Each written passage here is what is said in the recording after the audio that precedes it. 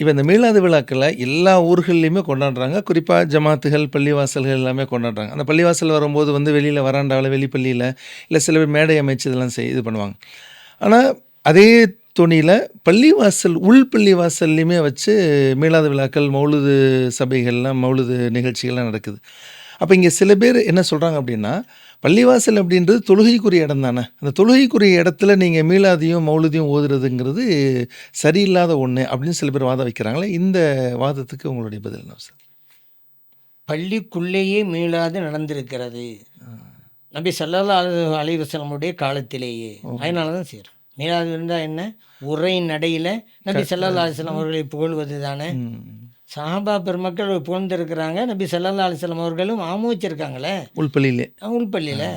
நபி ஸல்லல்லாஹு அலைஹி வஸல்லம் மஸ்ஜித் நபவிக்கு வர்றாங்க. சஹாபா பெருமக்கள் பள்ளிக்குள்ளே இருக்கிறாங்க. நபி ஸல்லல்லாஹு அலைஹி வஸல்லம் அவருடைய வருகையை தான் எதிர்பார்த்துக்கிட்டு இருக்கிறாங்க. ம்.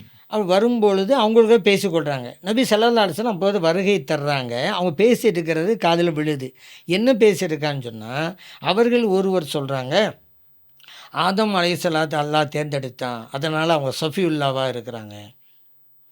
இப்ராஹிம் அலைஹிஸ்ஸலாம் அவர்கள் அல்லாஹ் தஆலா தன்னுடைய ஹலீல் நண்பராக ஆக்கி கொண்டான், ஆகவே ஹலீலுல்லாஹ் இருக்கிறாங்க. அதே போல் நம்ம மூசா அலைஹிஸ்ஸலாம் அவர்களோடு அல்லாஹ் பேசினா அவங்க நஜியுல்லாவாக இருக்கிறாங்க. நஜியுல்லான்னா பாதுகாப்பு பெற்றவர். இந்த கடலில் மூழ்கி பாதுகாப்பட்டாங்கல்ல, அதனால் நஜியுல்லா. ஈசா அலைஹிஸ்ஸலாம் அவர்களை அல்லாஹ் தஆலா தன்னுடைய ரூஹாக ஆக்கினா, அதனால் அவங்க ரூஹுல்லாவாக இருக்கிறாங்க. இப்படி பேசிக்கிட்டே இருக்கிறாங்க. நபி ஸல்லல்லாஹு அலைஹி வஸல்லம் அங்கே வந்துட்டாங்க. கேட்டாங்களே, வந்துட்டாங்களே. அப்போ சொன்னாங்க, அருமை தோழர்களே, நீங்கள் பேசிக்கிட்டு இருந்தேல நான் கேட்டேன். நீங்கள் சொன்னதெல்லாம் உண்மை தான். ஆதம் அலைஹிஸ்ஸலாம் சஃபியுல்லா தான், மூசா அலைஹிஸ்ஸலாம் நஜியுல்லா தான், இப்ராஹிம் அலைஹிஸ்ஸலாம் ஹலீலுல்லா தான், ஈசா அலைஹிஸ்ஸலாம் ரூஹுல்லா தான். இன்னொன்றையும் நீங்கள் தெரிஞ்சுக்கிறங்க, ஆனால் ஹபீபுல்லா அப்படின்னு, நான் ஹபீபுல்லாவாக இருக்கிறேன், அல்லாஹ்வுடைய நேசராக இருக்கிறேன் அப்படின்னு சொன்னாங்க. அடுத்தும் சொல்கிறாங்க, மறுமை நாளையிலே என் கையில் கொடி இருக்கும், நான் தான் கொடியை சுமப்பேன். லிவாவுல் ஹம்து புகழ் கொடி, அதை நான் தான் சுமப்பேன். அவ்வளு ஷாஃபின் ஷஃபாத் செய்யக்கூடியவர்களில் முதலாவதாக நான் இருப்பேன். அவ்வளு முஷஃபாயின் ஷஃபாத்து ஏற்றுக்கொள்ளப்படுபவர்களிலும் முதலாவதாக நான் இருப்பேன். சொர்க்கத்து கதவை முதலாக தட்டுவதும் நானாக இருப்பேன் அப்படிங்கிறாங்க. திருமதியில் பதிவு செய்யப்பட்ட அதீஸ் அல்லவா. இது நடந்ததெல்லாம் மஸ்ஜிதுக்குள்ளே தானே.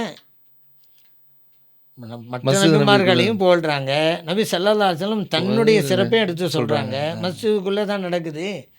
இல்லை தொழுகைக்கு மட்டும்தான் அப்படின்னு சொன்னால், நபி ஸல்லல்லாஹு அலைஹி வஸல்லம் வந்தோடனே என்ன சொல்லியிருக்கணும்? அருமை தோழர்களே, பள்ளிவாசலில் உட்கார்ந்து கொண்டு நபிமார்களையாக புகழ்ந்து கொண்டு இருக்கிறீர்கள், இது தொழுகைக்குரிய இடம் அல்லவா, அவ்வளோ தடுத்திருக்கேன்னு.